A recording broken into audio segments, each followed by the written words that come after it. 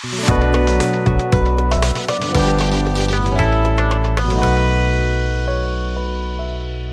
you ready to win? Then place your priorities in proper line. Setting priorities is the key to achieving success in life. Without clear priorities, it's easy to get lost in the chaos of everyday tasks, distractions, and trivial matters. Hear one quick story. The professor stood in front of the class with a large empty jar. He picked up a few big rocks and gently placed them inside. Then he looked up and asked, "Is the jar full?" The students nodded and said, "Yes." With a small smile, the professor took some pebbles and started adding them to the jar. The pebbles found their way into the small gaps between the rocks. He shook the jar lightly, allowing the pebbles to settle into place. "Once again," he asked, "Now, is the jar full?" The students, thinking they understood, nodded once more. "Yes, it's full." The professor wasn't done yet.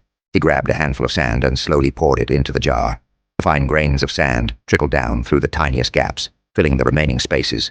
For the final time, he asked, "Is the jar full now?" The students, seeing the jar packed with rocks, pebbles, and sand, agreed. "Yes, now it's really full."